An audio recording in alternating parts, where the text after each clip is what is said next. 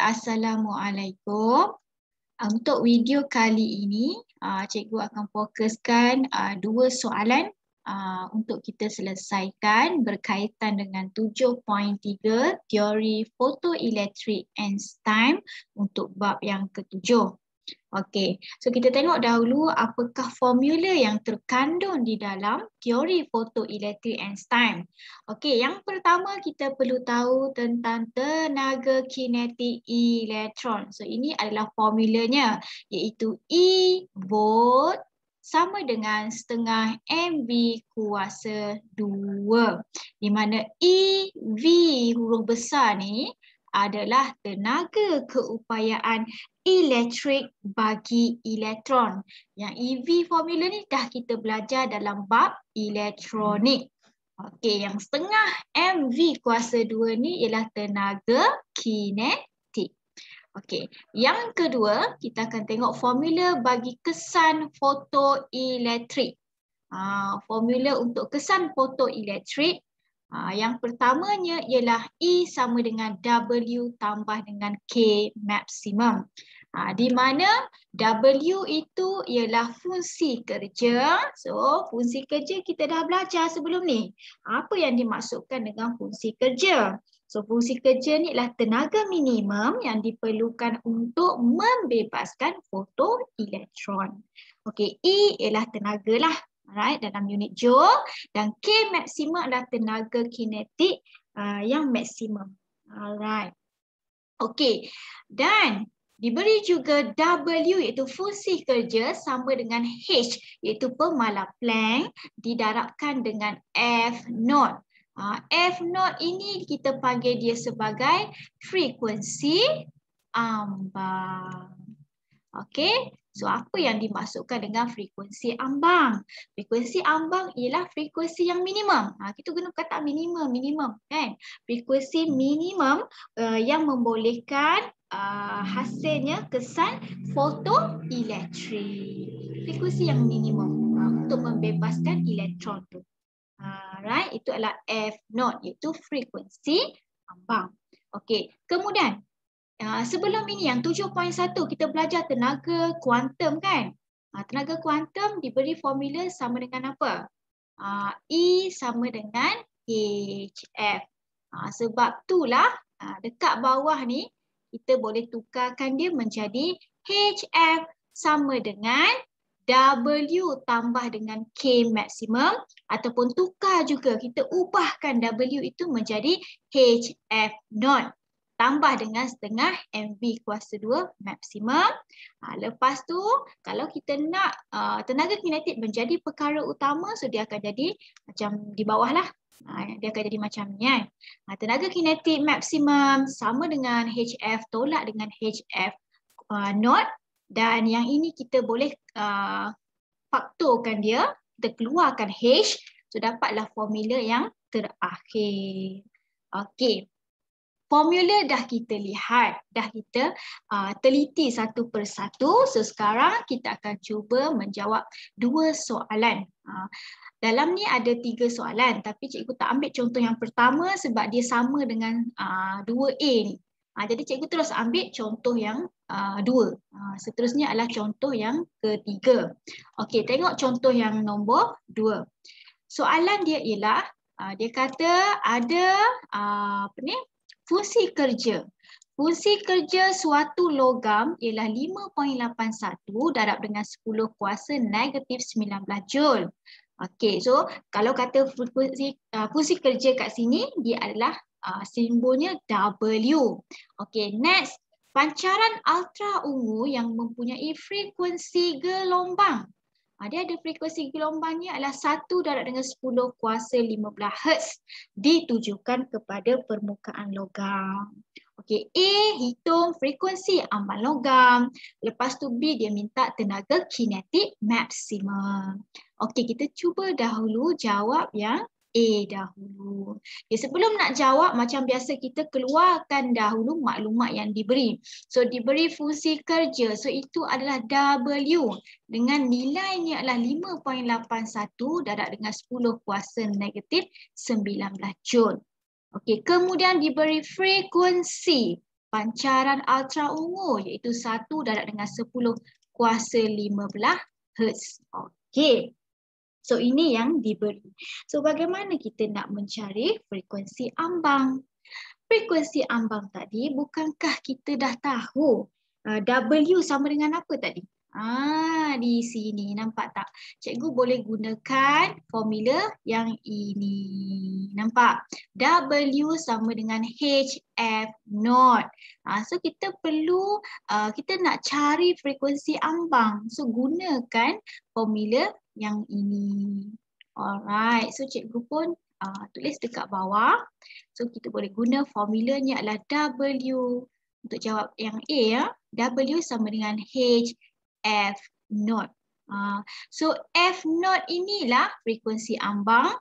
So dia akan jadi W bahagikan dengan H. Okey. So H macam mana H? H kita dah ada nilai. Itu pemalas Planck.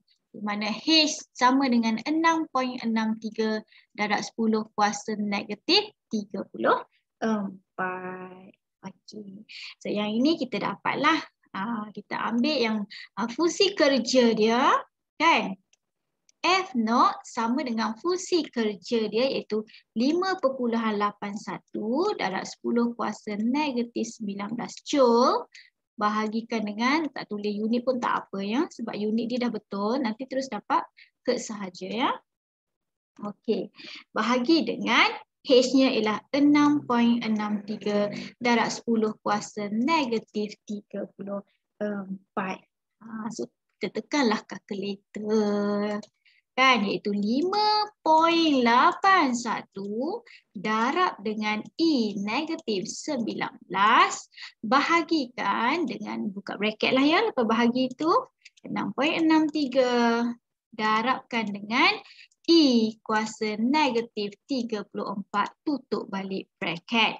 So akan dapat 8.7. Okay. F0 sama dengan 8 perpuluhan. Cikgu ambil 4 titik perpuluhan ya. 1, 2, 3, 4. So akan jadi 7, 6, 3, 2 darab dengan 10 kuasa 14 Hertz. Sebab frekuensi, so dalam minit Hertz. Okey, so kita dah menjawab soalan yang A. Okey, seterusnya kita cuba jawab soalan yang B. Okey, cikgu letak kat sini ya B ya. Okey, untuk yang B, dia minta kita cari, kita hitung tenaga kinetik maksimum. Alright, so asalnya kita ada formula ya, E sama dengan, kalau anak-anak ingat balik tadi, E sama dengan W tambah dengan K. Cikgu tak tulis maksimum pun tak apalah, kita tahulah kinetik yang maksimum kat belakang ni. So E sama dengan W tambah K. K. Yang dia minta tenaga kinetik. So cikgu perlukan yang ini, betul tak? Yang ini, K kat sini. K di sini yang cikgu perlukan. So cikgu tukar saja E ni akan menjadi HF ya. Sama dengan W, kita dah ada nilai W tadi. Betul tak? Tambahkan dengan K. Ataupun nak tulis maksimum pun tak ada masalah. So kita perlukan yang ini. So why not? Yang ini kita pergi bawa jadi perkara utama. Bawa kat depan lah ya, matematik ya. Cikgu pun bawa kat depan. So dia akan jadi HF akan ditolakkan dengan W. Nampak? So kita bolehlah cari nilai dia. HF yang macam mana? H tu adalah 6.63 darab 10 kuasa negatif 34. Okey, darabkan dengan frekuensi. F itu frekuensi, bukannya frekuensi ambang. Frekuensi yang dah diberi iaitu 1 darab dengan 10 kuasa 15 Hz tu. Tolakkan dengan W. W kita tadi diberi 5.81 darab dengan 10 kuasa negatif 19. Kita tekanlah kalkulator. Kan? Tekan kalkulator. 6.63 darab dengan I negatif 34 darabkan dengan 1 darabkan dengan I kuasanya 15. Oh, cikgu tak tekan I. I Negatif 34, sorry. 1 darabkan dengan E. Kuasanya adalah 15. Alright, equalkan. And then kita tolak dengan 5.81 darabkan dengan E. Negatif 19. Okey, equalkan. So, dapatlah kat sini 8.2 darab dengan 10 kuasa negatif 20. So, dia adalah K, tenaga kinetik. Tenaga kinetik mestilah dalam unit joule. Okey, settle ya. So, kita dah selesaikan 2 soalan A dan juga B. Okey, kemudian mari kita tengok soalan yang contoh ketiga. Untuk contoh yang ketiga ni dia melibatkan graf ya. Dia melibatkan graf. Alright, so rajah menunjukkan graf tenaga kinetik fotoelektron.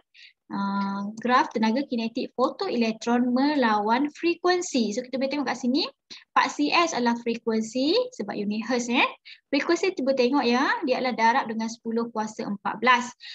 Kalau sini contohnya dapat 4, so 4 tu mesti darabkan dengan 10 kuasa 14. Faham ya? Okey, yang di paksi Y adalah tenaga kinetik fotoelektron. Tengok tenaga kinetik fotoelektron dia adalah darab dengan 10 kuasa negatif 19 joule. Okey ya. Alright. Berdasarkan graf tentukan A. Dia minta dekat kamu frekuensi ambang. Okey, so kita dah belajar teori kinetik, teori fotoelektrik Einstein.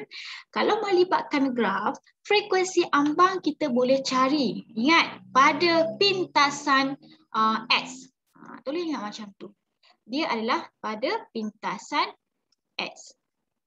Bila diberi graf, ya, graf tenaga kinetik melawan frekuensi, kalau nak cari frekuensi ambang iaitu F0 tadi, dia adalah pintasan graf pula dah.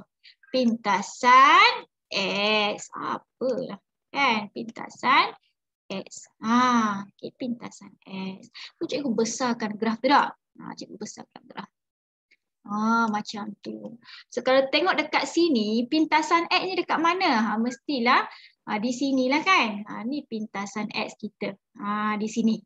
Alright, so pintasan X ni berapa? Cikgu berkira sini 1, 2, 3, 4. Petak yang keempat. Dia 5 petak dapat 1. So maksud 1 petak tu nilainya 0.2, betul ya? Kalau keempat kat sini maksudnya 4 darabkan dengan 0.2. So dapatlah 0.8.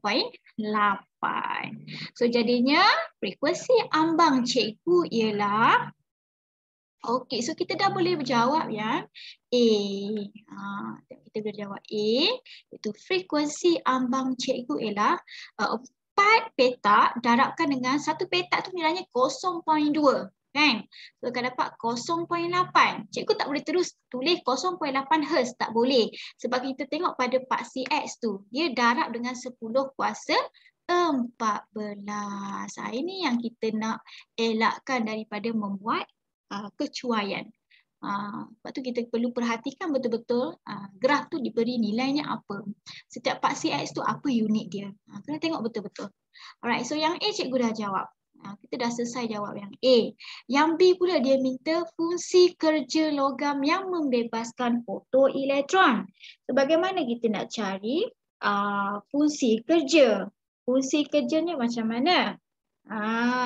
Fungsi kerjanya tadi kita ada formula W sama dengan HF0. Kenapa cikgu cari yang ada F0? Sebab A kita sudah ada nilai frekuensi ambang. So sekarang ni dia nak fungsi kerja logam. Fungsi kerja kan? Dia nak fungsi kerja. Patutlah dan semestinya lah, wajiblah cikgu guna W sama dengan HF0. Direct terus dapat jawapan. Kenapa cikgu boleh guna yang ni? Sebab H pun kita dah tahu nilai. Betul tak? H adalah pemalar bagi Planck iaitu 6.63 darab 10 kuasa negatif 34. Jadi W sama dengan 6.63 darab 10 kuasa negatif 34 darabkan dengan 0.8 darab 10 kuasa 14 Hz. Tak perlu tak pun tak apa unit tak perlu letak lagi pun tak apa. Asalkan dalam unit yang betul Okey, so tekanlah kalkulator. Kalkulator onkan balik. Tidur pula. 6.63 darabkan dengan E negatif 34 darabkan dengan 0.8 darabkan dengan E 14. Oh, cikgu tak ada darab Darabkan dengan E 14. Okey. So dapat 5.304. 5.304 darab 10 kuasa negatif 20 kerja. Mestilah unit joule. Okey, dah settle. Okey, bagaimana kita nak jawab yang C pula? C tu dia minta dekat kita tenaga kinetik maksimum bagi fotoelektron yang dibebaskan oleh pancaran elektromagnet yang mempunyai frekuensi. So dia dah bagi frekuensinya berapa. So nak jawab yang C, dia minta K tenaga kinetik maksimum. So cikgu boleh gunakan formula yang di sini kan, yang dah kita ubah-ubahkan dia tadi tu. Ini betul so dia akan jadi K max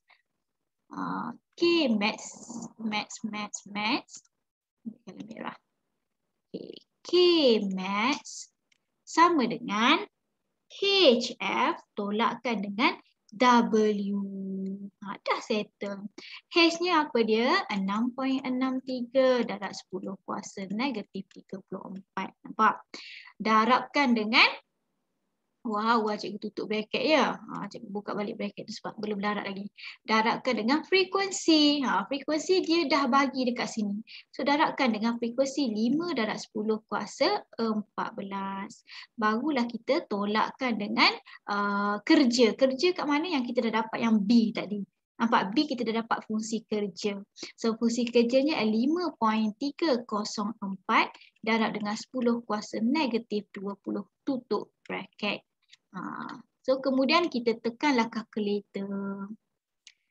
Bila kita dah masukkan dalam formula dengan betul, so kita tekan kalkulator dengan berhati-hati ya, untuk mengelakkan kecuaian. E kuasa 14. Okey, cikgu dah darab. Sekarang cikgu nak tolakkan, cikgu sentiasa buka bracket lah. 5.304 darabkan dengan E negatif 20. Tutup bracket. Equalkan. Alright, so dapat 2.7846 darab 10 kuasa negatif 19. Kalau tenaga kinetik dia dalam unit joule. Alright, so kita dah selesai pun menjawab contoh-contoh, 2 contoh soalan yang cikgu sediakan untuk video kali ini. Okey. Kalau ada soalan yang melibatkan graf, kalau ada soalan yang melibatkan graf dan dia minta anak-anak cari contohnya cari pemalar Planck. Bagaimana kita nak cari pemalar Planck? Okey, cuba tengok cikgu tunjuk kat bawah sikit. Cikgu tunjuk kat bawah. Okey, kalaulah dia bagi kat paksi Y tu tadi adalah tenaga kinetik kan? Dekat atas ni adalah tenaga kinetik. Alright. Lepas tu dekat bawah ni dia bagi tenaga kinetik ataupun tenaga lah ya. Dia bagi tenaga lah. Tenaga kat tepi ni ialah frekuensi. Dekat sini adalah frekuensi. Frekuensi. Okey. So yang di sini kita belajar awal-awalnya adalah E sama dengan HF. Betul tak? E sama dengan HF. Alright. So tenaga kinetik ni dia sama juga dengan tenaga lah, sama kan, sebab unitnya adalah joule juga. Sini joule, sini pun juga joule. Maksudnya tenaga sahaja pun boleh sebab dua-duanya dalam unit joule. So kita belajar sebelum ni dalam tenaga kuantum, E sama dengan HF. So bila E sama dengan HF, yang E ni duduk di paksi Y, nampak tak? Dia duduk di paksi Y. E itu terletaklah di paksi Y. Kan kalau garis lurus, sekarang garis lurus kan dia adalah, garis lurus macam ni kan dia adalah Y sama dengan MX kan. Y sama dengan MX. Okey, so dia akan jadi E itu ialah duduk di paksi Y. Okey, H tu tinggalkan, F itu duduk di paksi S. Nampak tak? So H ni sama dengan paksi Y bahagi dengan S. Okay. Y per S ni bukankah dia adalah formula bagi kecerunan, nampak tak?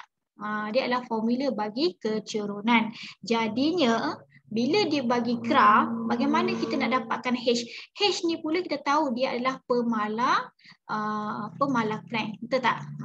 Ini adalah pemalar Planck. So nak dapatkan pemalar Planck, kita perlu cari kecerunan. Sebab tu kita samakan. H tu sama dengan kecerunan graf. So kalaulah ada soalan pada graf ni, dia minta kamu cari pemalar bagi Planck tu, pemalar Planck. So ingat, cari sahaja kecerunan. Cari kecerunan macam mana? Gunakan 2 titik lah. Cari 2 titik. Sepanjang garis lurus ni cari je 2 titik tu dan masukkan formula M sama dengan X2. Y2 tolak Y1 bahagi dengan X2 tolak X1. Okey, itu sahaja untuk video kali ini.